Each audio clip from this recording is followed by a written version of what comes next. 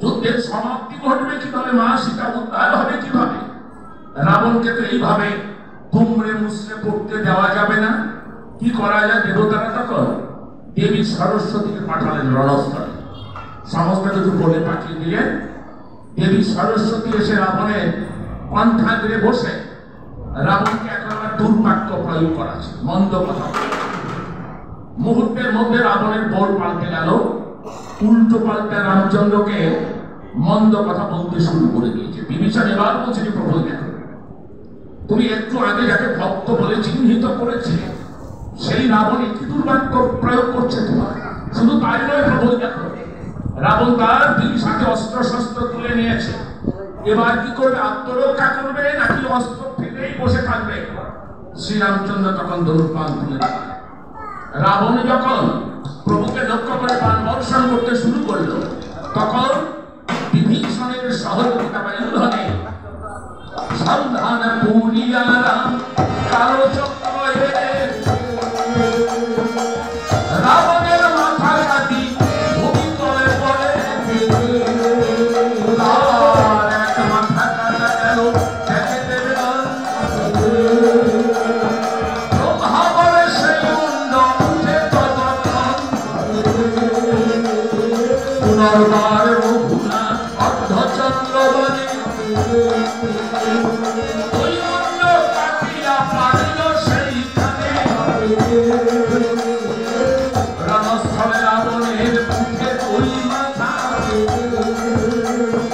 দেখিল বেশি কচিত যতে ততে বোঝা আর আর রঘুনা এনি ব্রত যান তিন মুন্ড কেটে বান প্রবেশে পাতাল তার তিন মুন্ড কাটা গেল দেখে দেবগণ আর ব্রহ্মাবরে তিন মুন্ড উঠে ততক্ষণ আর বার রঘুনাথ ধর্মচক্র বানে চার মুন্ড কাটিয়া পারিল সেইখানে পঞ্চসার মানে রাম পঞ্চমুন্ড কাটে তথাপি রাবণ যুঝে রামের নিকটে আর বার রঘুনাথ এলি চৌদণ্ড মুকুট সহিত কাটে ছয় গোটা মুন্ড আর ছয় মুন্ড কাটা গেল দেখে দেবগণ আর ব্রহ্মাবরে ছয় মুন্ড উঠে ততক্ষণ সপ্ত সার মানে রাম সপ্ত মুন্ড কাটে তথাপি রাবণ যুঝে রামের নিকটে আর নবমুন্ড কাটা গেল দেখে দেবগণ ব্রহ্মাবরে নবমুন্ড উঠে ততক্ষণ দশ মুন্ড কাটা গেল গণের ভিতর আর ব্রহ্মাবরে দশমুন্ড উঠিল সত্তর তখন শ্রীরাম বলেন রক্ষ বড়ই দুর্বার মাথা কাটা যায় তবু চোখে আলাদা তাই অর্ধচন্দ্র মানে রাম তুলিয়া সন্ধান রাবণের মুখে কাটি পরে দুই খান তার অর্ধয়ঙ্গ পরে যেন পর্বতের চূড়া আর ব্রহ্মাবরে অর্ধয়ঙ্গ লইয়ে লাগে তোরা এক দুই তিন চার করে দশমুন্ড কাটিলেন কোপে রঘুনাথ, ব্রহ্মাবরে দশমুন্ড উঠে আসা। তাই শ্রীরাম বলেন রক্ষ বড়ই দুর্বার মাথা কাটা যায় তবু চোখে আর না। অতএব অর্ধচন্দ্র মানে রাম তুলিয়া সন্ধান রাবণের মধ্যে কাটি করে দুই খান। তার অর্ধ অঙ্গ পড়ে যেন পর্বতের চূড়া, ব্রহ্মা বলে অর্ধ অঙ্গ অঙ্গে লাগে জোড়া। রাবণের অঙ্গ এসে অঙ্গে জোড়া লাগছে, কিন্তু মনটা তার ক্ষত বিক্ষত। তাই ব্যথা ভরা হৃদয়ে রাবণ আত্মসমালোচনা করছে। আমরা জানি আত্মসমালোচনা আত্মশুদ্ধি ঘটায়, অন্যের সমালোচনা বিকৃত রুচির পরিচয়। যাদের রুচি বিকৃত তারা অন্যের সমালোচনা করে, আর যিনি ভালো হতে চান, শুদ্ধ হতে চান, সুন্দর হতে চান, তিনি শুধু আত্মসমালোচনা করেন। তো রাবণ মহারাজ আগে এই মুহূর্তে আত্মসমালোচনা করছে, অর্থাৎ প্রভুর কাছে মনে মনে রাবণ চিন্তা করছে যে কেন এমনটা হলো। 1 2 3 4 করে 10 মুন্ড কেটে গেল, দেহটা দ্বিখণ্ডিত হয়ে গেল, কিন্তু কেন? রাবণকে তো মা দশভুজা প্রতি মুহূর্তে সুরক্ষা দিয়ে যাচ্ছেন। সেই রাবণের আজ এই পরিস্থিতিটা। তবে কি মা রুষ্টা হয়েছেন? মা কি বিমুখ হয়েছেন আমার থেকে? ভাবতে ভাবতেই রাবণের মনে চলে গেল যে তাই তো, আমি যখন যুদ্ধে আসছিলাম, রানীদের সঙ্গে কথা বলতে বলতে বিদায়কালীন অশ্রু বিসর্জন করতে করতে আমি রণস্থলে রওনা হলাম। প্রণাম করিনি মা দশভুজার শ্রীপাদ পদ্মে, ভক্তি অর্ঘ সমর্পণ করিনি মায়ের উদ্দেশ্যে। তাই বুঝি মা আমার রুষ্টা হয়েছে? রাজা দশাননের ইষ্ট দেবী ছিলেন মা দশভুজা দুর্গা। অতএব রাবণ ভাবছে যে নিশ্চয়ই মা আমার রুষ্টা হয়েছে। তাই রাবণ এবার আবেগ ভরা কণ্ঠে আগুন প্রাণে মাকে ডাকছে, হে মা দশভুজা, হে মা দুর্গতি নাশিনী, হে মা বিপদ মারিনি, দেখা দে অদম সন্তানের। মা আমি জানি আমি অপরাধী, আমি অন্যায়কারী, কিন্তু ও মা, সন্তানের শত সহস্র অন্যায় থাকতে পারে,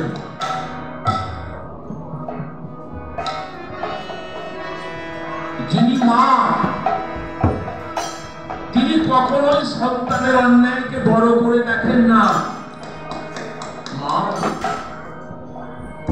লোকে বলে কুপুত্র অনেক হয়, কুমাতা কখনো নয়। তাহলে মা, আমি তো তোর কুপুত্র, আমি তোর অযোগ্য পুত্র, উচ্ছৃঙ্খল পুত্র, পথভ্রষ্ট পুত্র। মা, তুই দয়াময়ী, করুণাময়ী, কৃপাময়ী। তাহলে রাবণের এই দুর্গতির মধ্যে তুই কেন নিজের মতো করে আছিস? দেখ মা,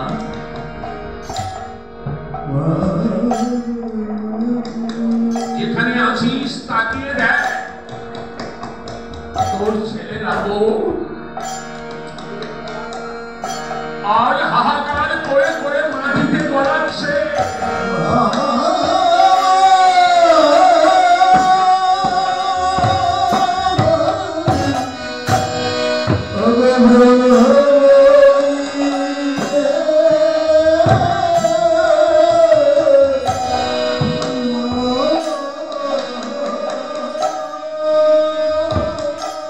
বুক ভরা কষ্ট নিয়ে,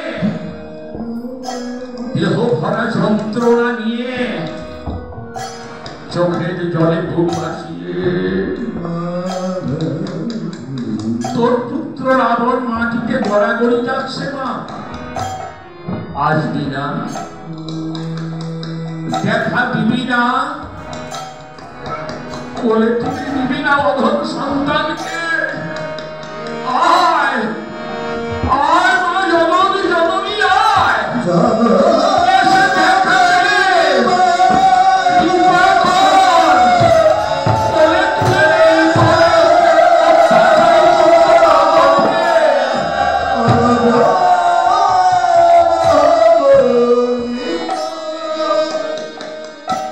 তাই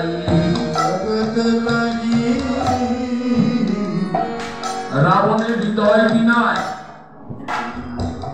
ভেজে উঠেছে করুণ সুখ। জয় মা তারিণী,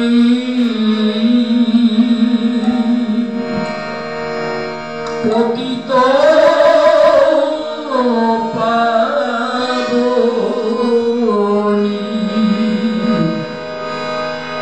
বিপদ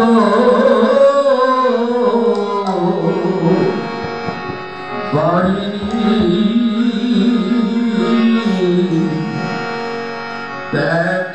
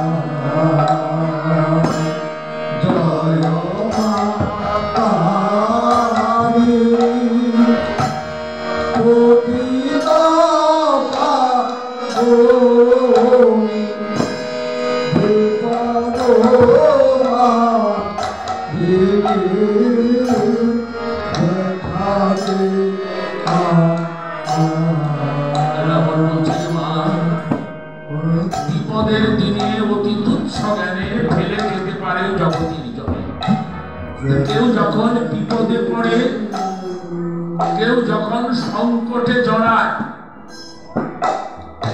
তখন ধীরে ধীরে একে একে সংসারের সমস্ত আপন জনেরা, সংসারের সকল পরিজনেরা সেই বিপদগ্রস্তকে ফেলে ফেলে চলে যায়।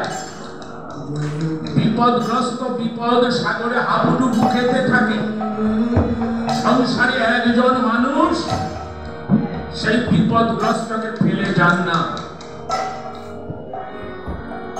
তিনি হলেন মা। সংসারের সবাই ছেড়ে ছেড়ে চলে যায়, কিন্তু মা তখনও কৃপা ছায়ায় শীতল করতে চান নিজের সন্তানটিকে। সন্তান বিপদচারী, সন্তান দীন দরিদ্র, ধনী আরেকটা ছেলে থাকলেও মনটা পড়ে থাকে সেই দীন দরিদ্র ছেলেটা খাচ্ছে নাকি না খেয়ে রইল। যে ছেলেটি দুর্জন তার কথা ভেবে যায়, যে ছেলেটাকে ভালো আছে। রাবণ মহারাজ হাহাকার করে বলছে যে মা, বিপদের সময় সবাই ছেড়ে যায়।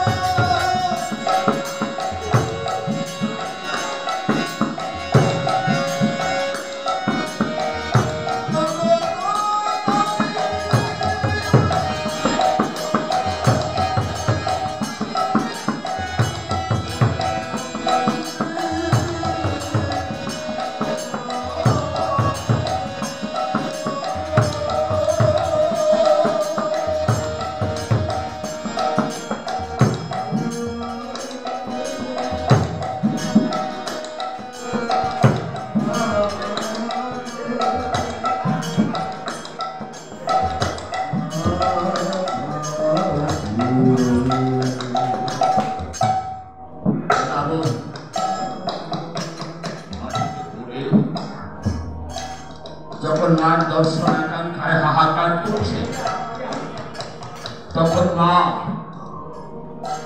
পুত্রের ডাক শুনে এগিয়ে আসছিলেন রাবণের কাছে, কিন্তু মহেশ্বর বাধা দিলেন যে না দেবী, তুমি যাবে না। যে কেন নয়?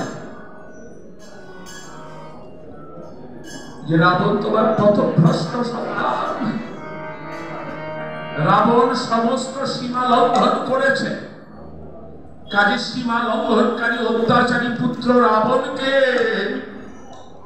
তুমি পারো না দেবী, তুমি পারো না তাকে কৃপা করতে, করুণা করতে, দর্শন দিতে।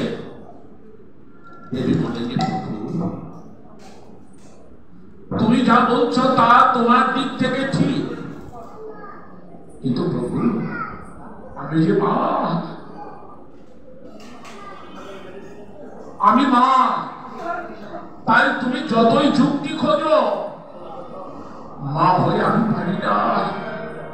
কোন যুক্তির অপেক্ষা আমার পক্ষে করা সম্ভব নয়। আমার কোন সন্তান যদি চোখের জলে বুক ভাসিয়ে, বুক ভরা বেদনা নিয়ে দেখাতে দেখাতে বলে মা মা বলে হাহাকার করতে থাকে, তাহলে আমি পারি না তাকে দেখা না দিতে। অতএব আমি যাব মহেশ্বর, আমাকে যেতেই হবে রাবণকে কোলে নিয়ে সান্ত্বনা দেওয়ার জন্য।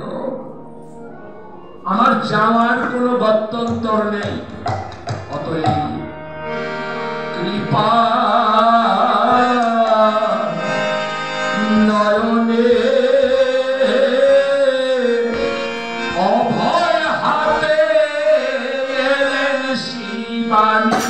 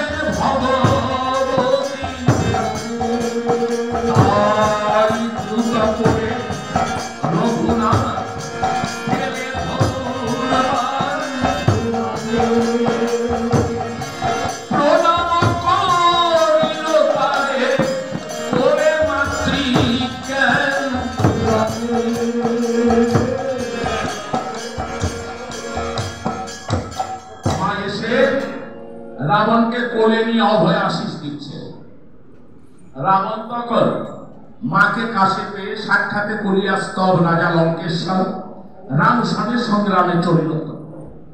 রাবণ ছাড়ে ঘন হুঙ্কার গভীর গর্জনে বাণ পরিধান করে তরল তত্ত্ব। তখন প্রভু রামচন্দ্র রাবণের মুখোমুখি হতে এসেছে, কিন্তু মুখোমুখি হতে এসে দেখতে পেলেন রাবণের রথে বসা মাতা ভগবতী। তাই দ্রুত করে রামচন্দ্র ফেলে ধনুর্বাণ প্রণাম করিয়া তারে পরিপাত্রিক। রাবণ এগিয়ে এসে দেখতে পেল মাকে, তাই মাকে বলছে, মা মা তুই এসেছিস? রাবণকে অভয় আশিস দেবার জন্য তুই এসেছিস মা? মা এটা কি করে সম্ভব? রাবণ অত্যাচারী, রাবণ নারী হরণকারী, সেই রাবণকে দণ্ড দেবার জন্য আমি এসেছি রণস্থানে, অথচ তুই কিনা সেই দুষ্ট পুত্র রাবণকে কোলে নিয়ে বসে আছিস। মা এও কি সম্ভব? যা তবু তুই মা। তাই প্রভু ধনুর্বাণ ফেলে ওম সর্বমঙ্গল মঙ্গলে শিবে সর্বার্থ সাধিকে শরণ্যে ত্র্যম্বকে গৌরী নারায়ণী নমস্তুতে। মাকে প্রণাম করেছে। তখন লক্ষণের হাতে ধনুর্বাণ। প্রভু বলেন, লক্ষণ তুই এখনো ধনুর্বাণ ধরে আছিস কেন? ওটা ত্যাগ করিসনি? ফেলে দে ভাই, ধনুর্বাণ ধরে রেখে আর কোনো লাভ হবে না। মহাশক্তি দেবী দুর্গা যার পক্ষে, তার বিপক্ষে অস্ত্র ধারণ করলে কি বা হবে ফল? ফেলে দে ভাই। লক্ষণ বলছে, তো দাদা তাহলে মাকে উদ্ধার করা, মা সীতাকে উদ্ধার করা যাবে কিভাবে? রাবণ বধ হবে কিভাবে? প্রভু বলছে, যে লক্ষণ এ তুই কি বলছিস ভাই? মহাশক্তি যাকে অভয় আশীষ দিচ্ছে, তার বিরুদ্ধে যুদ্ধ করে তাকে হত করা মোটেও সম্ভব নয়। আর সীতা উদ্ধার তো হবেই না। বলতে বলতে উদ্ধার না হবে সীতা ভেবে রঘুরায় ধুলাতে লুটালো ছিন্ন নীলোৎপল। সীতা উদ্ধার হবে না ভেবে প্রভু রামচন্দ্র ধুলায় লুটিয়ে পড়লেন। প্রভু ধুলায় লুটিয়ে পড়া, কোন ভক্ত বলছে যে প্রভু রামচন্দ্র ধুলায় গড়াগড়ি যাচ্ছে, কেউ বা বলছে যে না না না, রামচন্দ্র ভগবান তিনি ধুলায় গড়াগড়ি যাবেন কেন? যে তাহলে কাকে দেখলাম? যেটা রামচন্দ্র নয়, ওটা একটা নীলপদ্ম, একটা নীলপদ্ম মাটিতে গড়াচ্ছে। প্রভুর কান্না দেখে রোদন করিছে সবে ছাড়িয়ে সমর, পদ্ম জমি আসে তখন তাদের ভেতর। সবাই যখন যুদ্ধ বাদ দিয়ে রোদন করছে, কান্না করছে, তখন পদ্মজনী ব্রহ্মা এসে দাঁড়ালেন শ্রীরাম সম্মুখে। তোমার এমন দশা কেন? মাটিতে পড়ে তুমি গড়াগড়ি যাচ্ছ কেন? শ্রীরামচন্দ্র বলেন, হে ব্রহ্মাদেব, দেখতেই তো পারছ মহাশক্তি মা দুর্গা রাবণকে কোলে নিয়ে বসে আছে। যুদ্ধ করে তার কোনো ফল হবে না, তাই হাহাকার করতে আমি মাটিতে গড়াচ্ছি। ব্রহ্মা বলেন, যে না রঘুনা, এটা ঠিক হচ্ছে না। মা কারু একার নয়, তিনি যে জগতে জননী, জগতে সকলেরই মাতা তিনি। তাই রাবণ একা মাকে দখল করে বসে থাকবে, এটা হয় না। তুমিও মার পূজা করো, মাকে পুষ্পার্ঘ সমর্পণ করো, মা সন্তুষ্ট হয়ে তোমাকে অভয় দেবে। রামচন্দ্র বলে, এটা কি করে সম্ভব? তাছাড়া মায়ের পূজা বসন্তকাল, সে তো অনেক দূর, এতদিন অপেক্ষা করতে হবে। ব্রহ্মা বলে, যে না রঘুনা, মা পৃথিবীতে একবার আসেন বসন্তে, তিনি আর একবার আসতে চান, সেটা তোমার মাধ্যমে। আর সে সময়টা দূরে নয়, আসছে শুক্লা ষষ্ঠীতে। তুমি মায়ের পূজার আয়োজন করো, মা অবশ্যই তোমাকে সহায়তা করবে। শ্রীরামচন্দ্র বললেন, যে আজকে শুক্লা ষষ্ঠী, তো শারদীয় শুক্লা ষষ্ঠী, এই যে অকাল, অকালে মায়ের বোধন পূজা, এগুলো করলে হিতে বিপরীত হবে না? ব্রহ্মা বলে যে না, তোমার পূজা নেবার জন্য মা প্রস্তুত হয়ে আছেন, রাম মায়ের পূজার আয়োজন করে। তখন রামচন্দ্র বলে যে হে ব্রহ্মাদেব, ঠিক আছে, তোমার কথায় আমি পূজা করতে পারি, কিন্তু একটা শর্ত থাকবে। কি? আমার পূজা চলাকালে যদি ওই দশভূজা আমাকে দর্শন দেন, তাহলে আমি তার পূজার আয়োজন করব। ব্রহ্মা বলে যে তথাস্তু, তাই হবে। তখন রামচন্দ্র বলে যে হে ব্রহ্মা, তাহলে আমায় বলে দিন এই পূজার কি বিধান, কিভাবে পূজা সম্পন্ন করতে হবে আমায় বলে দিন। ব্রহ্মা শ্রীরামচন্দ্রকে দেবী পূজার সমস্ত বিধিবিধান জানিয়ে দিলেন, আর সেই অনুযায়ী শ্রী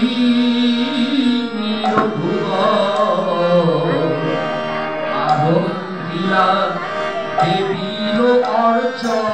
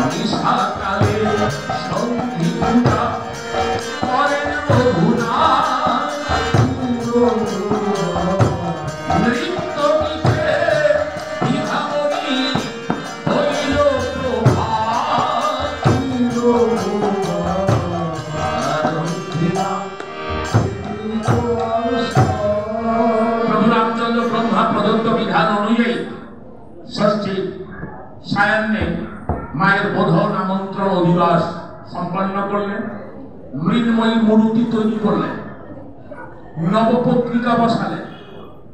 নবপত্রিকা যাকে আমরা প্রচলিত ভাষায় বলি কলাবউ। কলাবউ দেবী দুর্গার আরেকটি প্রতিমূর্তি, গণেশ জননী।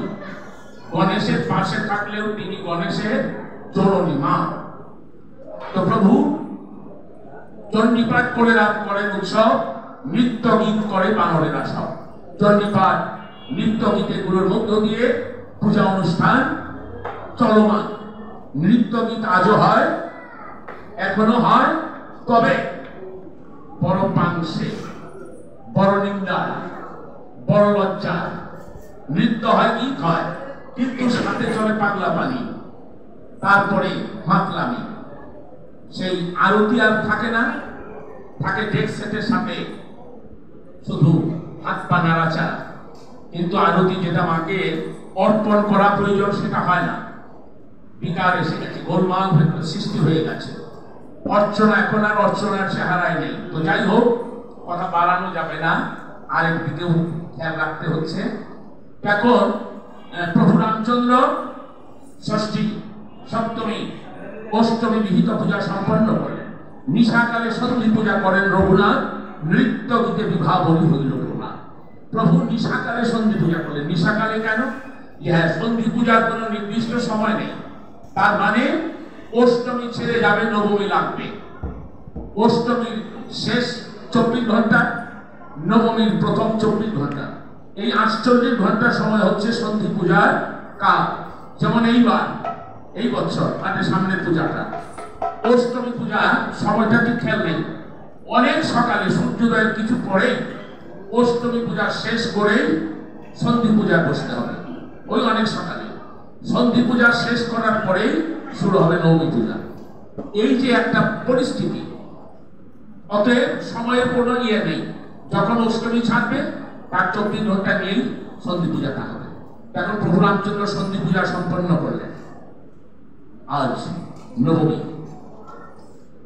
মা অষ্টমী পর্যন্ত দেখা দেন নাই, তাই প্রভু রামচন্দ্র ভাবলেন যে বিশেষ কিছু আয়োজনের দ্বারা যদি মাকে তুষ্ট করা যায়। আর সেই অনুযায়ী নবমীতে রঘুপতি, মুচিবারে ভগবতী, উত্তম করিলা ফল।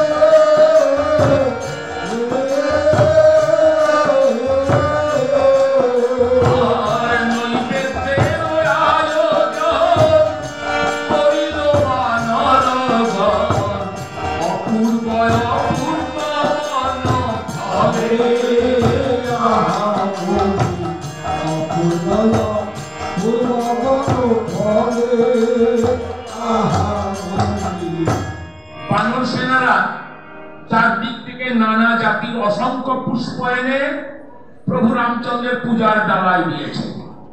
এবং আমরা যে নামগুলো শুনলাম, বিভিন্ন ঋতুর বিভিন্ন ফুল, এটা কি করে সম্ভব? পূজা তো হচ্ছে শরতে, তো নানা ঋতুর নানা ফুল কি করে জুটলো, যে আসলে আজ পরম পুরুষ ভগবান শ্রী রামচন্দ্র পরমা প্রকৃতি মা দেবী দুর্গার চরণে পুষ্পার্ঘ্য দিতে যাচ্ছেন। তাই গোটা প্রকৃতি জগতার প্রভু রামচন্দ্রের হাত দিয়ে মা দুর্গার চরণে অর্পিত হবার জন্য উন্মুখ হয়েছিল। তাই তো নানা ঋতুর নানা ফুলের সমাবেশ ঘটেছে। নৈবেদ্যের আয়োজন করিল বানরগণ অপূর্ব অপূর্ব বনফল। যে হ্যাঁ, নৈবেদ্য বনের মধ্যে আর চাল, কলা, আখের গুড়, ঘি, মধু কোথায় পাওয়া যাবে? তাই অনেকবার দুধ ঢেলে দেয় নৈবেদ্যের মধ্যে।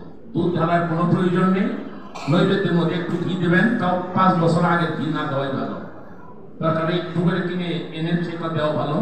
ঘি, মধু দিতে হয়, দুধ ঢেলে দেওয়ার কোনো দরকার নেই। এটা কোনো কোনো জায়গায় দেখা যায়। যাই হোক, এই যে আমাদের কানু মামা মা দুর্গার পূজার আগে প্রভু রামচন্দ্রের পূজায়ও বিভিন্ন ধরনের ফল দিয়ে চমৎকার নৈবেদ্যের ব্যবস্থা করেছে। রামচন্দ্রের চালকলা সংগ্রহের সুযোগ ছিল না, তাই তিনিও বানরদের আয়োজিত ফলমূল দিয়ে মায়ের নবমী বিহিত পূজা করছেন। কিন্তু মাঝে এখনো দেখা দিলেন না। প্রভু রামচন্দ্র তখন বিভীষণকে বলছেন, বিভীষণ এ কেমন হলো? নবমীও চলে যাচ্ছে, কিন্তু মাঝে এখনো দেখা দিচ্ছে না। বিভীষণ, আমার কি কোনো ভুল হয়েছে? মায়ের পূজার মধ্যে আমি কি কোনো ত্রুটি করেছি যে জন্য মা দেখা দিচ্ছে না? অথবা এমন কি কোনো উপকরণ আছে যা পেলে মা খুশি হন অথচ আমি দেই নাই? বিভীষণ বলেছে, প্রভু তোমার কথায় মনে পড়ছে নীলপদ্মে মা খুবই সন্তুষ্ট হয়। অতএব যদি 108টা নীলপদ্ম মায়ের চরণে সমর্পণ করা যায় তাহলে বোধ হয় মা সন্তুষ্ট হবে। প্রভু বলেছে, বিভীষণ কোথায় পাবো এই নীলপদ্ম? দেবের দুর্লভ এই নীলপদ্ম কোথায় পাওয়া যাবে? বিভীষণ বলেছে, প্রভু একটা জায়গার কথা আমি জানি, সে হচ্ছে দেবীদহ। দেবীদহ কোথায়? দেবীদহ যে আমাদের বাংলাদেশের উত্তরে ভারত, তার উত্তরে হিমালয় পর্বত। হিমালয় পর্বতে অপর পার্শ্বে যতটা জানা যায় মোটামুটি 25 কিলোমিটার দূরে হচ্ছে কৈলাস পর্বত। তো কৈলাস পর্বতের আর হিমালয়ের মাঝে আছে মানস সরোবর, তারই পাশে আছে দেবীদহ।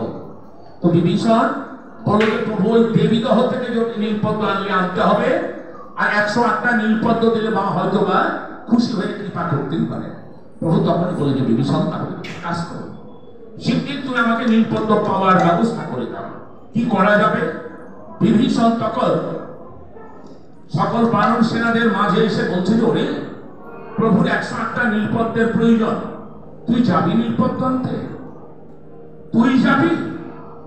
তুই যাবি? তুই যাবি? কেউ কথা বলছে না, সবাই নীরব। বিভীষণ তখন কৌশল অবলম্বন করল যে, শোন, একটা সুখবর আছে, নীলপদ্ম যে এনে দিতে পারবি তার জন্য সুখবর। প্রভু আজ 108টা নীলপদ্মের বিনিময়ে নিজেকে বিক্রি করে দেবে। অতএব বল, তোরা কে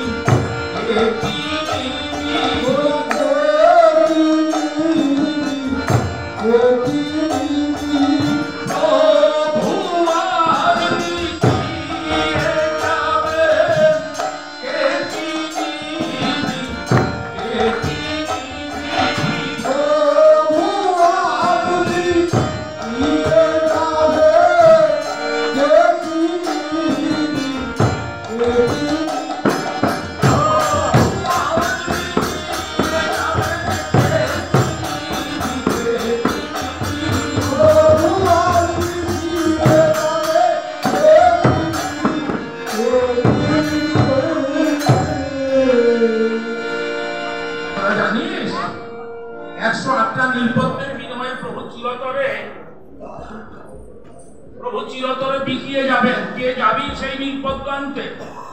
সবাই নির্বাক, কেউ কথা বলছে না। প্রভু তখন হনুমানকে বলে, যে হনুমান, সবাই নীরব, নিশ্চেষ্ট। তুই যদি নীরব থাকিস তাহলে আমার পূজা সম্পন্ন হবে কি করে?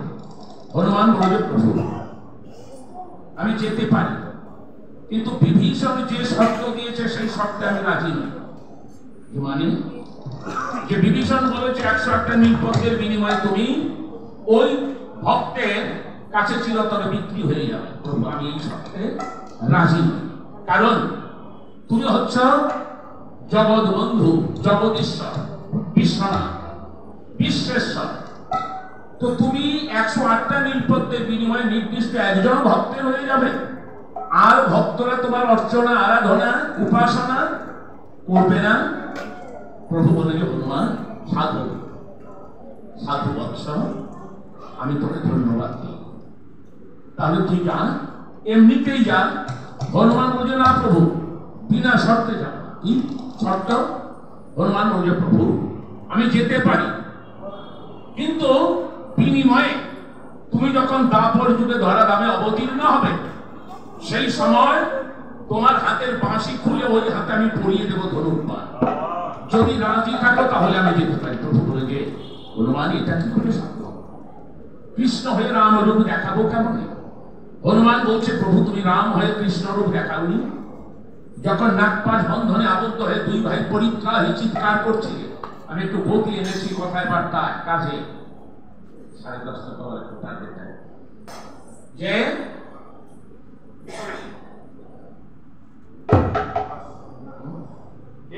ও নাগপাশ বন্ধনে যখন আবদ্ধ ছিলে, তখন বিনোদানন্দন গরুর এসে তোমাদেরকে নাগপাশ বন্ধন থেকে মুক্ত করেছিল, আর তার অনুরোধে তুমি গরুরের পাখার নিচে গিয়ে রাম হয়ে কৃষ্ণ রূপ দেখাওনি? যে হ্যাঁ হ্যাঁ, তা তো দেখিয়েছিলাম, কিন্তু তুই কি করে জানলি? তুই কি করে জানলি?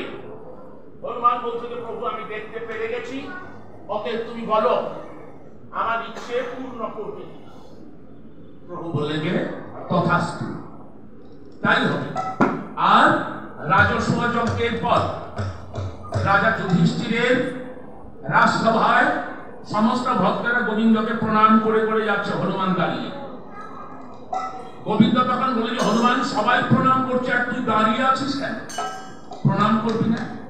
হনুমান বলছে, যে প্রভু প্রণাম করতে পারি, কিন্তু তোমার ওই কৃষ্ণ চরণে নয়। প্রণাম আমি করতে পারি যদি তুমি রাম রূপ ধারণ করো। প্রভু তখন রুক্মিণী দেবীকে বলে, রুক্মিণী আর এভাবে থাকলে হবে না, তুমি সীতা হয়ে আমার বামে বসো। গোবিন্দ বলেছিলেন যে তুই কেন প্রণাম করবি না, যে রাম সেই তো কৃষ্ণ। হনুমান বলে, যে প্রভু আমি জানি শ্রীনাথে জানকীনাথে অভেদ পরমাত্মনে তথাপি মম সর্বস্ব রাম কমল। আমি জানি শ্রীনাথ মানে লক্ষ্মীপতি, সীতাপতি, রুক্মিণীপতির মধ্যে কোনো প্রভেদ নেই, তথাপি আমার দেহ, মন, প্রাণ, জীবন, যৌবন সবই তোমার ওই রাম চরণে আমি করেছি অর্পণ। অতএব এই অর্পিত দেহটা আরেকটা চরণে আমি অর্পণ করতে পারবো না। তখন রুক্মিণী দেবীকে সীতা বানিয়ে বামে বসিয়ে প্রভু রামচন্দ্র হাতে ধনুর্বাণ নিয়ে যখন দাঁড়িয়েছেন, তখন হনুমান অষ্টাঙ্গে প্রভু রামচন্দ্রকে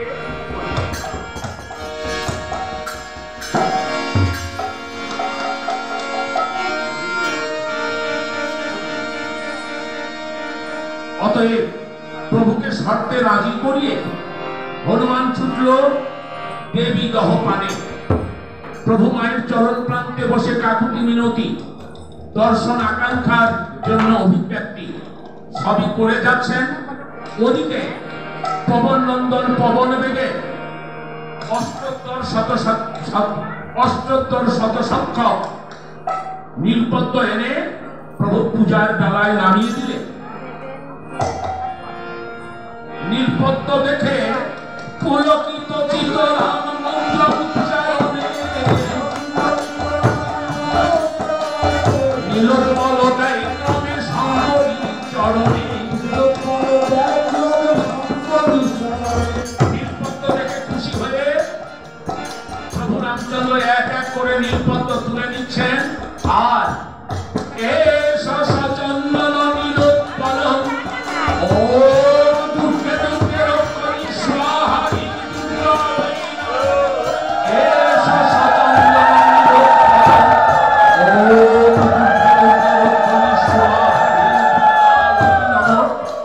প্রভু এক এক করে নীলপদ্ম দিচ্ছেন। এর মধ্যে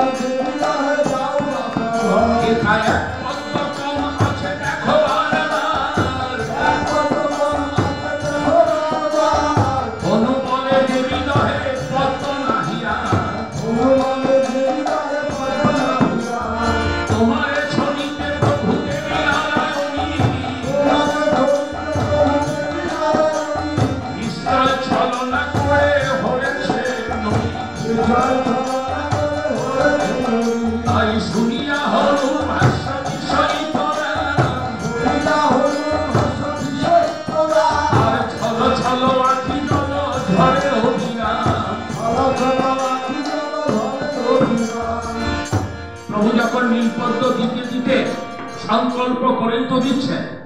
নীলপদ্ম দিতে দিতে যখন দেখলেন যে একটা পদ্ম কম পড়ে গেছে, হনুমানকে বলে যে হনুমান, তোকে কত করে বললাম যে 108টা নীলপদ্ম লাগবে, আমি সংকল্পও করেছি 108টার, অথচ তুই 107টায় গেছিস। যা যা হনুমান, শিগগির দেবীদহে গিয়ে আরেকটা নীলপদ্ম নিয়ে আয়। হনুমান বলছে যে প্রভু, দেবীদহে একটা নীলপদ্ম নেই, যতগুলো ছিল সবগুলো খুঁটে খুঁটে আমি 108টার সংখ্যা পূর্ণ করেছি। প্রভু বলে যে তাই যদি হবে তাহলে এখানে একটা পদ্ম কম, তুই গণনায় তো ভুল করিস। হনুমান বলছে যে প্রভু অসম্ভব, আমার গণনায় ভুল ছিল, আমি 108টা পদ্ম এনেছি। যে তাহলে কি হলো পদ্ম আরেকটা? তোরা না 108 আমার পূজার ডালায় সমাহার করা হয়েছিল 108। আমার এই পূজার ডালার মধ্যে থেকে একটা ফুল হারিয়ে গেল, এটা কি করে সম্ভব? হনুমান বলছেন প্রভু, তোমার কাছে আমি ক্ষমা চেয়ে বলতে চাইছি, যার কৃপা পাওয়ার জন্য তুমি পূজার আসরে বসিয়েছ, যার করুণা পাবে বলে তুমি এত আকুলতা ভরে পূজা করছো, আমার মনে হয় করুণাময়ী নয়, তোমার ওই ছলনাময়ী মাই করেছে নীলপদ্ম হরণ। প্রভু বলছে যে হনুমান, তুই একই বলছিস, মা করবে নীলপদ্ম হরণ। শুনিয়া হনুর ভাষ্য বিস্ময়িত রাম, তার ছল ছল আখি জল প্রভু তাই মায়ের চরণে কাতর মিনতি জানাচ্ছে, মা গো নমস্তে সর্বাণী ঈশানী রানী ঈশ্বরী সরোজা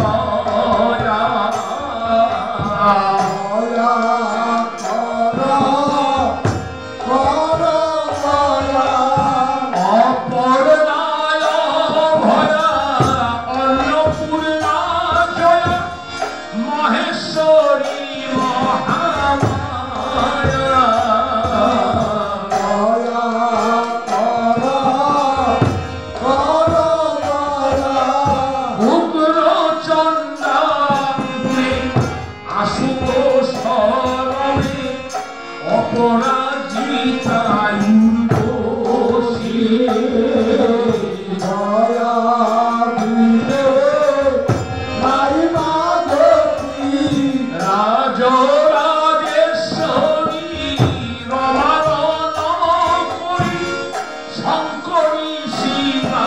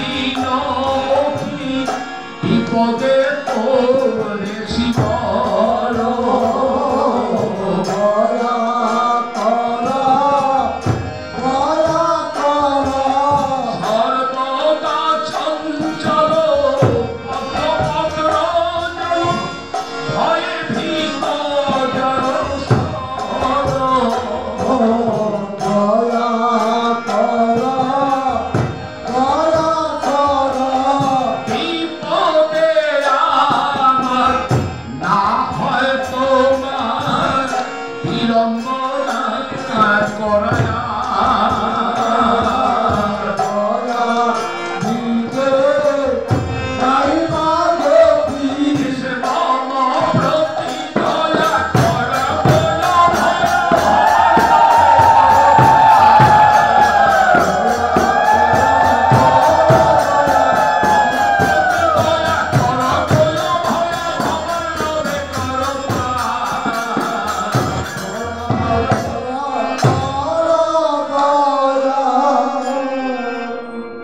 রামচন্দ্র কর্তৃক দুর্গা স্তুতি। কারো ঘরে থাকলে দেখবেন আমি সংক্ষিপ্ত করে গিয়েছি, দুর্গা স্তুতি খুব চমৎকার। যা হোক, প্রভু রামচন্দ্র দুর্গা স্তুতি করছে, দেবী দুর্গা স্তব করছে। শেষের দিকে এসে বললেন, হেরো মা পার্বতী, হেরো মানে দেখো, হেরো মা পার্বতী আমি দীন অতি বিপদে পড়েছি বড়, সর্বদা চঞ্চল পদ্ম পত্র জল তাই ভিতর পদ্ম পাতা তো জলের উপরে আসে, ওর মধ্যে জলের ফোঁটা পড়ল বা কুয়াশা সঞ্চিত হয়ে একটা ফোঁটায় পরিণত হলো।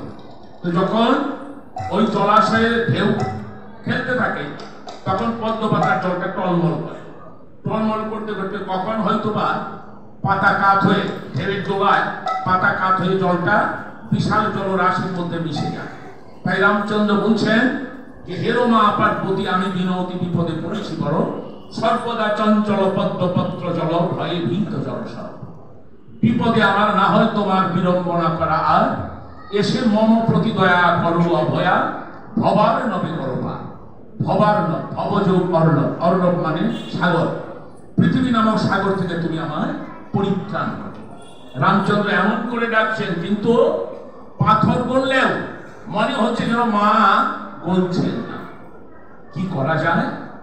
প্রভু লক্ষণকে বলে যে ভাই লক্ষণ বল না, সংকল্প করা কাজ এই যে বিঘ্ন হয়ে গেল, এখানে বিঘ্নের সমাধান কি? লক্ষণ বলছে দাদা তুমি আমায় বলছো, আমার কি আর এত বুদ্ধি আছে?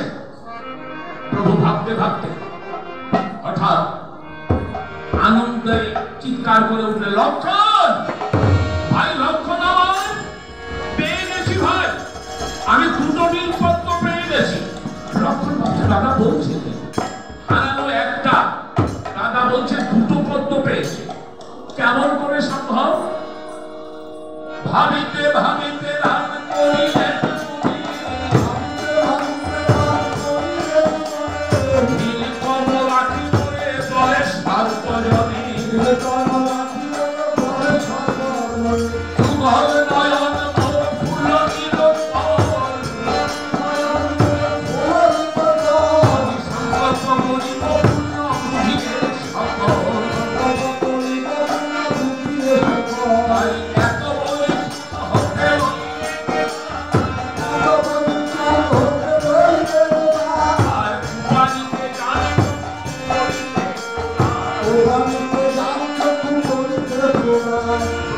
সকল।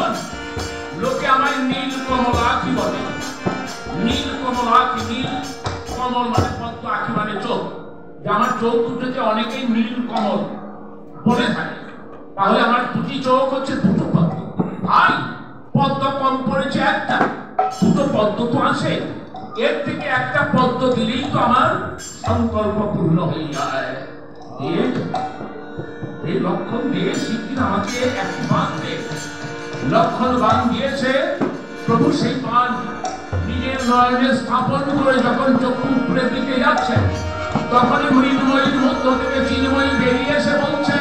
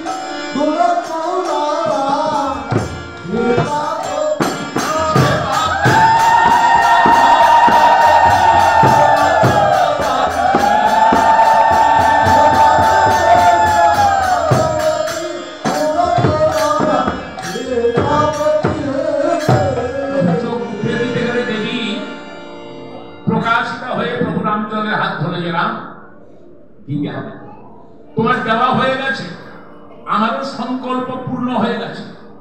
রামচন্দ্র বলে যে মা, এলি যদি এত কাঁদিয়ে কেন, এত ভাবিয়ে কেন, এত সাগরে ডুবিয়ে কেন?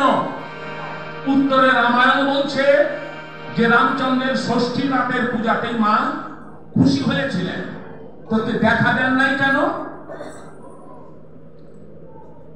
স্তবে তুষ্টা হৈমবতী অমরেশ্বরী, নীলপদ্ম আসে রইলা আপনার সঙ্গে। প্রভু রামচন্দ্রের স্তবে খুশি হয়ে মা অপেক্ষায় ছিলেন নীলপদ্ম পাওয়ার আশায়। রামচন্দ্র নীলপদ্ম দিয়েছেন, তাই তুষ্টা মা দর্শন দিলেন। এবার শ্রীরামচন্দ্র বলছেন, চক্ষু উপড়ে দেওয়ার এই পদক্ষেপ আমাকে কেন নিতে হলো? হনুমান কি ভুল করেছিল? পদ্ম কি কম ছিল একটা? মা বলছে না রঘুনাথ, পদ্ম কম ছিল না, 108টাই ছিল। তাহলে পদ্মটা কে হরণ করেছে, কোথায় গেছে? মা বলছে না, তোমার ভক্ত পবন নন্দন দেবী দহে নীলপদ্ম কুড়াতে কোড়াতে আলাদা করে রেখে দিয়েছিল। তখন ভক্তের মহিমা জগৎকে জানাবার জন্য দেবী দহে বাকি আর 107টার অধিক পদ্ম আমি সরিয়ে ফেললাম। হনুমান এক এক করে যখন দেখলো যে 107টা পদ্ম আছে, দহে আর নেই, তখন লুকিয়ে রাখা পদ্ম দিয়ে 108-এর সংখ্যা পরিণত করা। এবার তুমি বলো, হনুমানের মতো ভক্ত যে ফুল মনে মনে তোমার চরণে অর্পণ করেছে, ওটা আমি কেমন করে নিজ চরণে গ্রহণ করি? তাই ফুলটা আমি সযতনে রেখে দিয়েছি। এই যে দেখো আমার হাতে পদ্মখানা, দাঁড়াও দাঁড়াও রঘুনাথ, আমার সামনে দাঁড়াও। শ্রীরামচন্দ্র দাঁড়িয়েছেন, সঙ্গে সঙ্গে মা 10 হাতে নীলপদ্মটা তুলে নিয়ে চন্দন নীলোৎপল ও ভগবতে শ্রীরামচন্দ্র।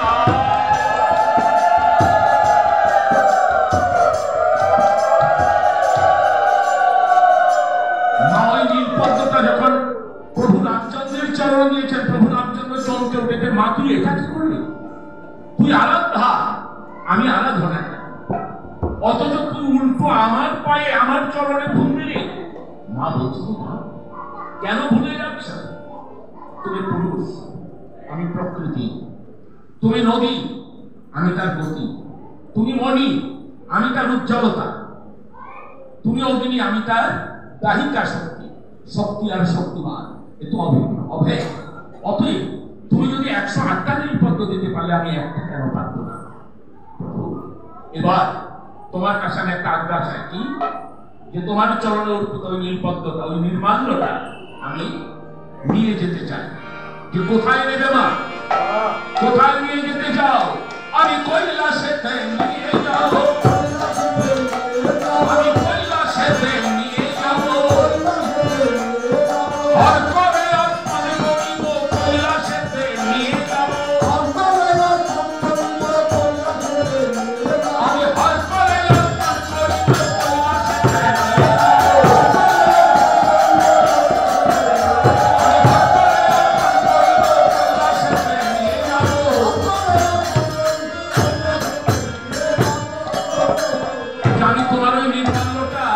কৈলাসে নিয়ে যেতে চাই। কোটিতে বাকছাল, গলে হারের মাল, কানে ধুত্রার ফুল, রাম নামের মর্ম বুঝিয়া শ্মশানে মজাইল। সেই দেবাদিদেব মহেশ্বরকে আমি তোমার নির্মাল্যটা তুলে দিলে তিনি খুব খুশি হবে। এবার শোনো রঘুনাথ, তোমার পূজায় আমি সন্তুষ্ট হয়েছি। কাল আমার দশমী বিহিত পূজা করে সমাপন, আমার মৃন্ময়ী মূর্তি দিয়ে বিসর্জন, রাবণ বধে তুমি অগ্রসর হও। মা চলে যাচ্ছেন, মাকে চলে যেতে দেখে রণস্থল থেকে রাবণ লক্ষ্য করলো মা চলে যাচ্ছে, তাই ডাকলো, এই কে আছিস? শীঘ্র দেবগুরু বৃহস্পতিকে বল আমার চণ্ডী মণ্ডপে চণ্ডী পাঠ শুরু করুক, তারপর আমি দেখতে চাই মা আমার কেমনে চলিয়া যায় লঙ্কা তেজিয়া। রাবণের আদেশে দেবগুরু বৃহস্পতি চণ্ডী মণ্ডপে চণ্ডী পাঠ করতে শুরু করলেন। মা বাধা পড়ে গেল। এদিকে প্রভু রামচন্দ্র মায়ের দশমী বিহিত পূজা বিসর্জন সম্পন্ন করে বিভীষণকে বলছে, বিভীষণ তাহলে চলো এবার আমরা রাবণ বধে অগ্রসর হই। বিভীষণ বলছে, প্রভু মা সন্তুষ্ট হয়েছেন, কিন্তু মা রাবণকে এখন আনুকূল্য ছাড়তে পারেননি। রাবণের চণ্ডী মণ্ডপে হয় চণ্ডী পাঠ, দেবগুরু বৃহস্পতি সেই চণ্ডীর পাঠক। ওই চণ্ডী পাঠ অশুদ্ধ করতে না পারলে মাকে রাবণের কাছ থেকে সরিয়ে আনা যাবে না। উপায় কি এখন? হনুমান বলে যে প্রভু আমি যাচ্ছি চণ্ডী পাঠ অশুদ্ধ করবার জন্য। হনুমান তখন লঙ্কায় চণ্ডী মণ্ডপে গিয়ে মক্ষিকার রূপ ধরে চাচিলে তো তুই অক্ষরে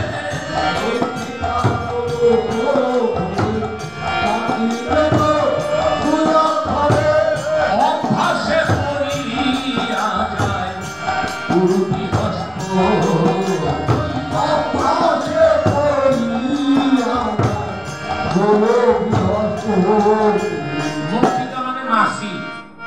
হনুমান মাসি রূপ ধারণ করে চণ্ডী গ্রন্থের উপরে বসে পড়েছে, কিন্তু মহাপণ্ডিত দেবগুরু বৃহস্পতি অনর্গল করে যাচ্ছেন। ওম নমো দেবায় মহাদেবায় শিবায় সততরণম নমো প্রকৃতৈ ভদ্রায় নিয়তঃ প্ররতস্যতঃ দুর্গায় দুর্গপরায় সারায় সর্বকারিণ্যং ক্ষেত্রৈ তথৈব কৃষ্ণায় ভূমরায় সততং নমো তৈব ধার্যতে সর্বং তৈ তস্সৃজ্যতে জগৎ তৈ তৎপাল্যতে সর্বং তমক্ষন্তি চ সর্বদা য়া দেবী সর্বভূতেষু মাতৃরূপেণ সংস্থিতা নমস্তস্যাই নমস্তস্যাই নমস্তস্যাই নমো নমঃ। দেবগুরু বৃহস্পতি চণ্ডী পাঠ করে যাচ্ছেন। হনুমানের চণ্ডীর উপর বসাতে কোনো প্রতিক্রিয়া হলো, পড়েই যাচ্ছে।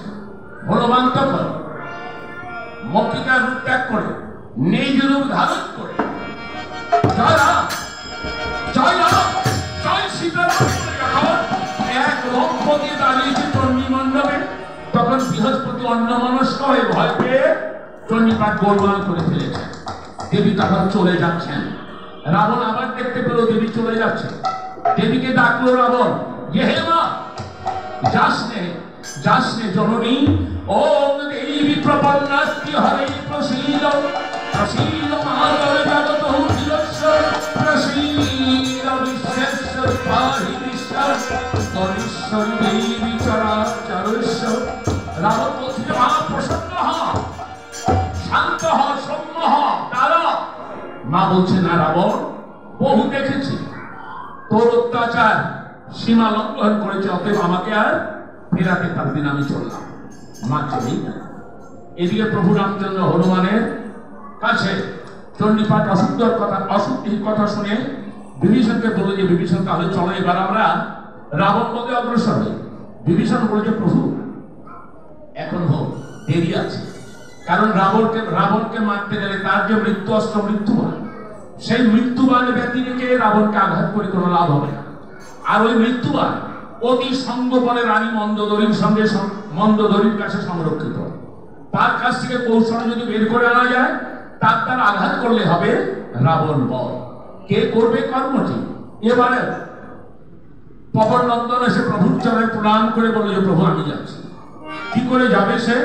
হনুমান চিন্তা করে যে সর্বত্রই ব্রাহ্মণের সহজ প্রবেশাধিকার, অপরিচিত অন্যকে ভুগতে না পারলেও পৈতাধারী ব্রাহ্মণকে দেখলে মানুষ একটুখানি পথ ছেড়ে। তাই হনুমান ভাবলো যে আমি ব্রাহ্মণ রূপে ওখানে যাব। তো কিভাবে কি করবে? হনুমান তখন কপালেতে দীর্ঘ ফোঁটা ডান হস্তে বাড়ি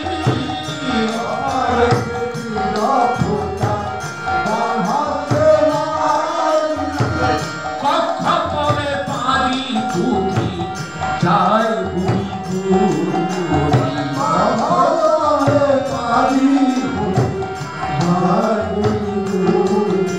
কপালে দীর্ঘ ফোঁটা, ডান হাতে একটা লাঠি নিয়ে কক্ষ করে ভূগোলতলায় কিছু কুশাসন নিয়ে বৃদ্ধ ব্রাহ্মণের রূপ ধরে এগিয়ে যাচ্ছে হনুমান। কিছুটা যাওয়ার পর ভাবছি যে আরে সবই তো করলাম, কিন্তু ব্রাহ্মণ শাস্তে গেলে যে পৈতাটা দরকার সেটাই তো আমি নেই না। পৈতা না পড়লে ব্রাহ্মণ বলবে কিন্তু আমি তো অপরিচিত। অতএব হনুমান তখন কুসমষ্টি যজ্ঞ সূত্র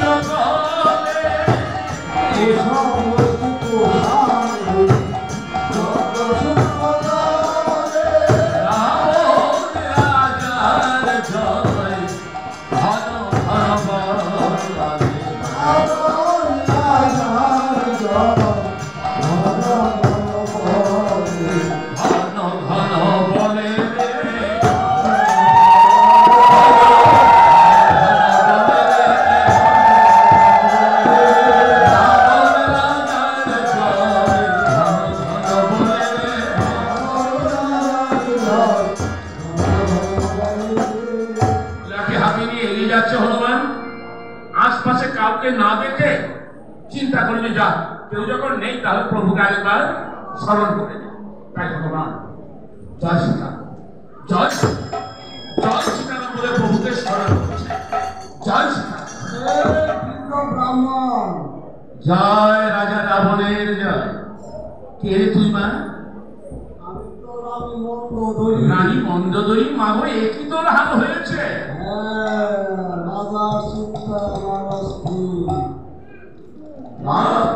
হয়ে গেছে, কিন্তু তুমি কোথেকে এসছো? তোমারটা আমি চিনি না, তুমি এখানে দাঁড়িয়ে তুমি কার ধ্বনি করবে? কেন কেন রাজা রাবণের জয়ধ্বনি, দশাননের জয়ধ্বনি আমি কোনদিন তা শুনতে পাইনি। কি শুনেছো মা? তুমি রামের জয়ধ্বনি দিয়েছ। ও মা, চিন্তায় চিন্তায় আর বিপদে বিপদে তোদের মতি ছন্ন হয়েছে। তাই বলি রাবণ তুই শুনিস না। ও তুমি তাহলে কার জয়ধ্বনি? কেন কেন লঙ্কেশ্বরের জয়ধ্বনি, রাজা দশাননের জয়ধ্বনি।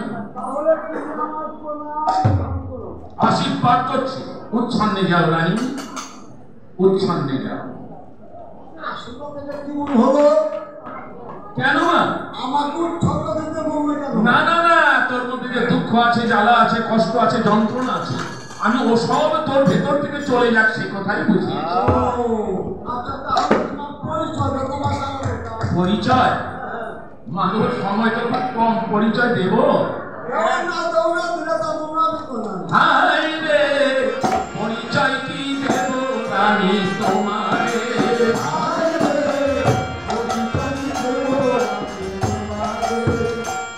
আমি বনে করি বাস থাকি নির্জন ভোগাস, ওই লোকে দেখিয়ে আমায় করে উপহার, আমি যখন যাপাই তখন তাকাই কেবল তুই হাতের জোরে,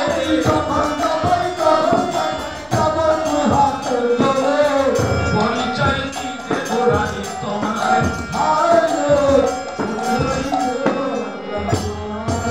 আর জানিস না আমি তো বনে বাজারে ঘুরে বেড়াই, যার জন্য আমার আর পেছনে কেউ নেই। কারণ হলো করি নাই বাড়ির ঠিকানা, পাত্রী জোটে না,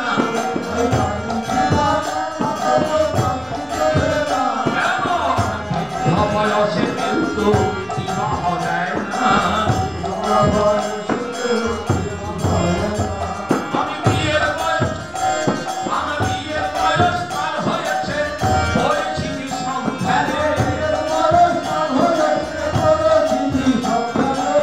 পরিচয় কি দেব রানী তোমার।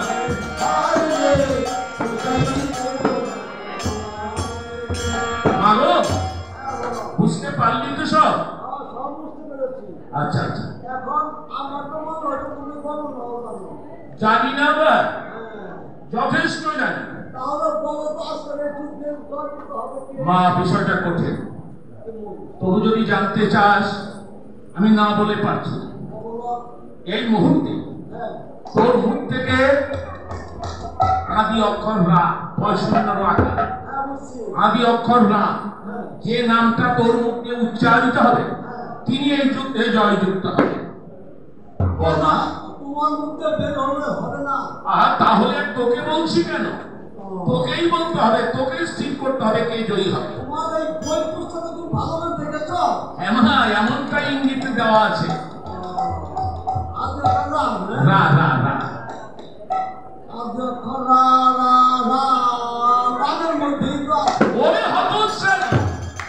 নিজের কপাল তো তুই নিজেই পড়া। তুই রাবণ বলতে পারলি না, আমার মুখে তো আসলো না। তাহলে এটাই ঘটবে, রামই জয়যুক্ত হবে। রাম জয়যুক্ত হবে? তুই তো তাই ঠিক করেছিস। তুমি আচ্ছা, এর কোনো কি প্রতিকার আছে? তোমার কাছে কোনো ব্যবস্থা আছে? প্রতিকার? এই মনে করো প্রতিকার ধারানি দিকে অবস্থা দিকে। ও ধারানি তাবিজ কবর। হ্যাঁ মা, না তা করতে হবে না, তার চাইতে ভালো ব্যবস্থা আছে। হনুমান চিন্তা করছে কি যেন বলে দিল বিভীষণ, কি যেন অস্ত্রটার নাম, কি যেন নাম, কি যেন নাম, নামটা কি করা যায়, কি করা যায়। তখন মাথা কাটিয়ে রানীর কাছে এসে বলছে, রানীমা ওই যে তুই প্রতিকারের কথা বললি না, রাজার জন্ম মৃত্যু যে বস্তুটাতে, আচ্ছা যে বস্তুটাতে রাজার, আমি খুব বিপদে গেছি। তুমি তো জানোই ওই যে আমার দেব বিভীষণ আমার শত্রু, ও একটু বলো ভাই একটু রাগারাগি করছে, একটু আঘাত ছিল, সে রামের পক্ষ নিচ্ছে। এখন ওই বিভীষণের অঙ্ক ওইটা আমি খুব কুমার রাখছি বাবু।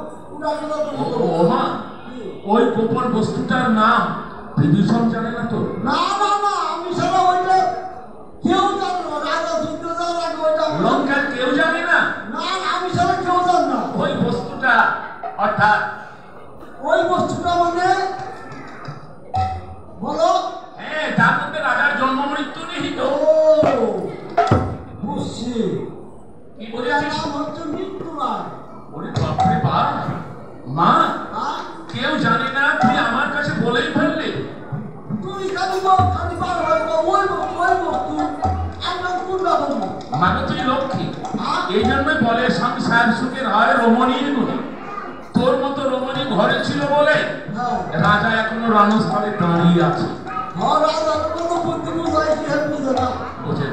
মা তাহলে ওই যে মৃত্যুবানটা, ওই মৃত্যুবানটা মানে ঠিক কোথায় রেখেছিস মা?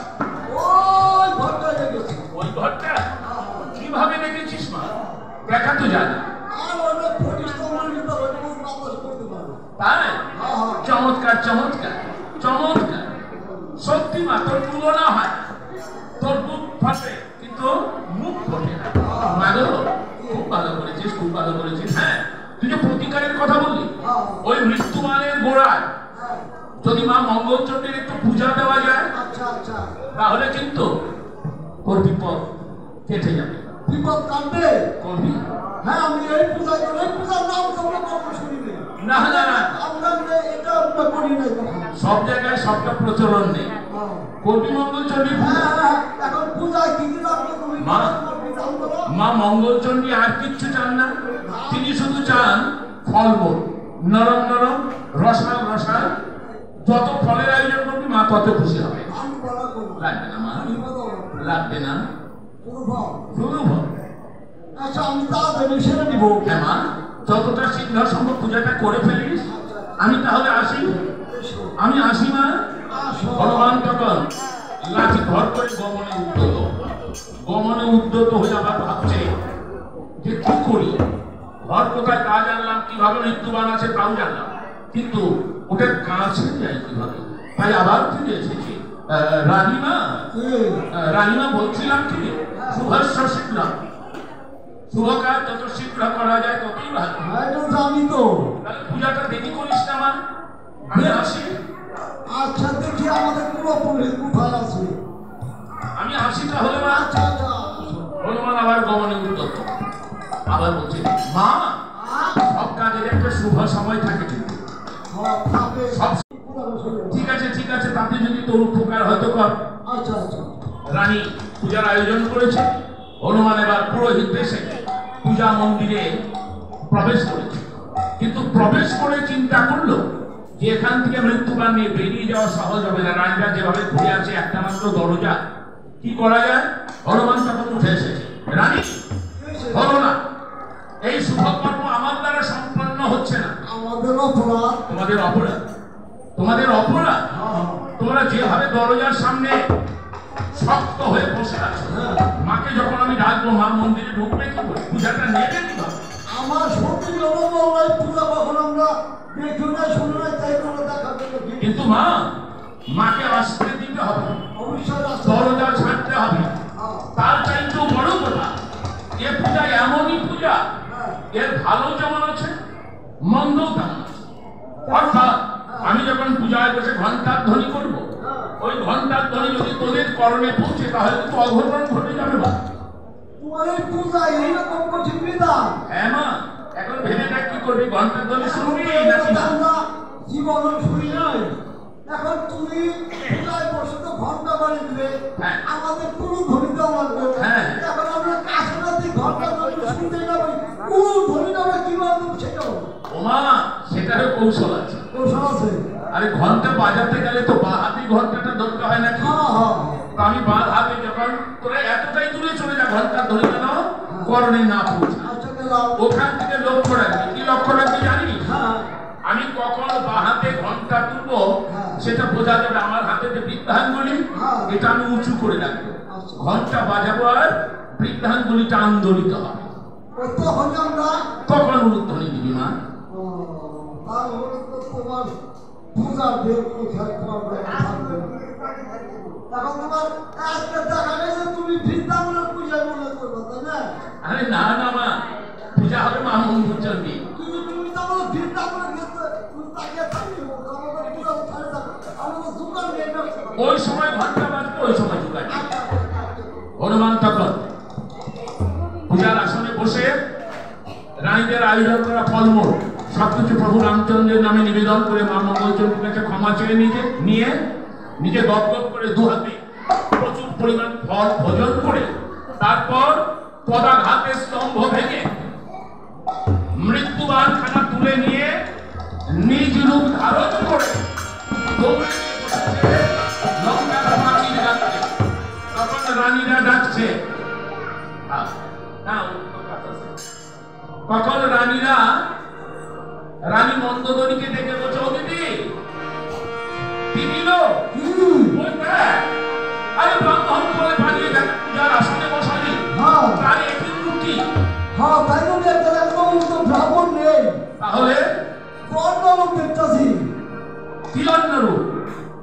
হনুমান মতো লাগে। তাই তো বলছি, দিদি লো তোর ঠাকুর যায়, ভুলকা ভুলকা ফসল দেখি যায়, দিদি লো তোর ঠাকুর যায়, ভুলকা ভুলকা ফসল দেখি যায়। তখন ছিল ফুটুরা, আবার গণনায় ঘুরা, তখন ছিল ছোটরা, আবার গণনায় লাঠি নিয়ে হেঁটে ঘুরে পড়তে চায়,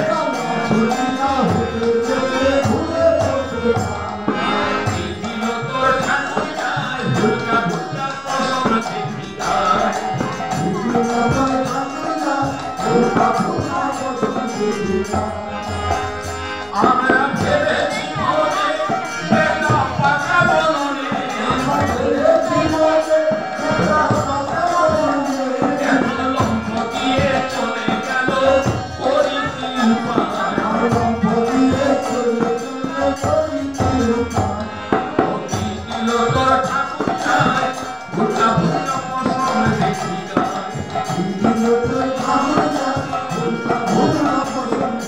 যায়, দিদি ওকে ফেরানো যায় না? হনুমান তো কবুলি খুব ভালোবাসে। ওকে একটু কবুলি ধরার লোক দেখাও, আর তো বিনীত গভর্নন্দ, তুমি তো কবুলি পছন্দ করো। তোমার জন্য আমরা এত এত কবুলি রেখেছি, তুমি 6 মাস খেলে হোক পুরাবে না। তাহলে তুমি খাবে না? আসবে না কদলি খেতে? নেমে আসো না। ওরে ছলনা কেন বানর, তুই ছলনা আশ্রয় কেন নিয়েছিস?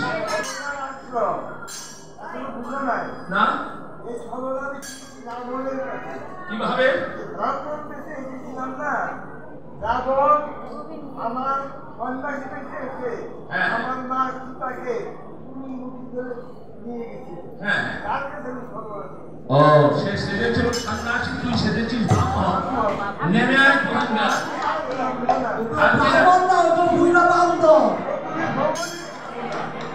হনুমান তখন লম্ফা ঝম্প দিয়ে ছুটে গেল রণস্থলে তুলে দিল মৃত্যুবান খানা শ্রীরামের হাতে আর মৃত্যুবান পেয়ে প্রভু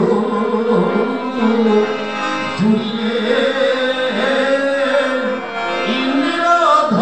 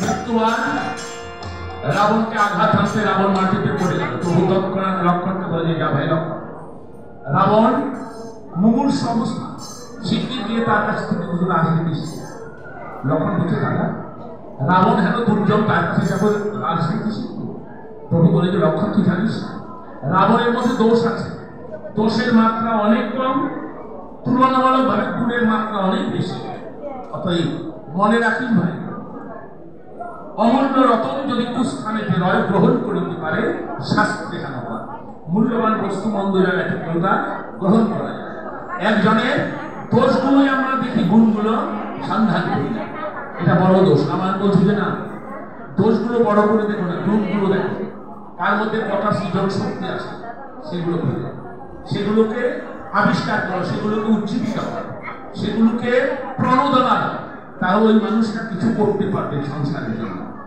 যা হোক লক্ষ্মণ লজ্জা পেয়ে ছুটে গেল রাবণের কাছে বললো দাদার কথাগুলো রাবণ বলল যে লক্ষ্মণ বড় আশা ছিল মৃত্যুকালে প্রভুর চরণ দর্শন করতে করতে পৃথিবী চলে যায় লক্ষ্মণ তৎক্ষণাৎ দাদার কাছে যে রাবণের আত্মীয় কথা জানালো প্রভু রামচন্দ্র ছুটে এসে রাবণকে বলল যে মহারাজ এসেছি তোমার কাছে কিছু রাজনীতি শিখতে রাবণ বলল যে প্রভু আমি জানি সমস্তই তুমি জানো তথাপি এসেছো আমাকে বড় করবে বেশ মনে রেখো করিতে উত্তম কর্ম বাঞ্ছা যাবে হবে আলস্য ত্যাগিয়া তাহা তখনই আলস্যে রাখিতে কর্ম পূর্ণ হওয়া ভার বহিষ্কর গুণার প্রমাণ তাহার নিশ্চয়ই আমরা অর্থ বুঝেছি তো এখন রাবণ বলছে যে ভেবেছিলাম পৃথিবী থেকে স্বর্গ পর্যন্ত সিঁড়ি বানিয়ে দেবো যার খুশি স্বর্গে চলে যাবে আশ করি কাল করে বলে হয় লঙ্কার চারদিকে লবণ সাগর ভেবেছিলাম ওটাকে ক্ষীরের সাগর বানাবো আশ করি কাল করে বলে হয়নি চারে তারে জমালয়ে শাস্তি দেওয়া হয় ভেবেছিলাম জমালয়কে আমি পুড়িয়ে দেবো কিন্তু আশ করি কাল করে বলে হয়নি অথচ মা সীতাকে হরণ করলাম পরনারী হরণ করার দরুন তার চুলের মুখে ধরার দরুন আজ আমার আয়ু থাকতেও মৃত্যু হচ্ছে হ্যাঁ, রামায়ণ বলছে 14 যুগ ছিল রাবণের পরমায়ু, সীতার চুলেতে ধরে হলো অল্প আয়ু। সীতার চুলে ধরার দরুন তার আয়ু ক্ষয় হয়েছে। আর এই জন্য রামায়ণের পাঠটাকে আমার বয়স্ক বাবাদের বলার প্রয়োজন নেই, তরুণ তরুণ বাবারা যারা আছে তাদেরকে বলাই যায় যে আপনারা পত্নীকে প্রহার করবেন না। যদি হঠাৎ প্রহার করার হাত আপনার উঠে থাকে, মানে অভ্যাস হয়ে যায় প্রহার করা, খবরদার চুলের মুঠি ধরবেন না। চুলের মুঠি ধরলে কিন্তু আয়ু ক্ষয়। আয়ু ক্ষয়ের বেশ কিছু কারণ আছে, তার একটি হচ্ছে স্ত্রী চুল ধরে টানাটানি। রামায়ণ সেটাই বলছে। এবার রাবণ বলে যে প্রভু, সেই মা সীতাকে যদি আমি হরণ না করতাম তাহলে আগে থাকতে মরতে হতো না। হবে শুভস্য শীঘ্রম অশুভস্য কালো করো। কৃপা করে আমার সামনে দাঁড়াও, আমি তোমার চরণে নয়ন রেখে পৃথিবী থেকে চিরতরে চলে যেতে চাই। এবার প্রভু রামচন্দ্র দাঁড়ালেন ডানে ভাই লক্ষণ। রাবণ মহারাজ প্রভুর চরণে দৃষ্টি রেখে ওম রামায় রামচন্দ্রায় রামভদ্রায় বেধসে রঘুনাথায় রাথায় সীতানাথায় অতএব নমঃ। প্রভুকে প্রণাম করতে করতে রাবণের দেহ খাসা থেকে প্রাণ পাখি চলে গেল। আর সকলের কণ্ঠে উচ্চারিত হলো শ্রীরামচন্দ্রের জয়।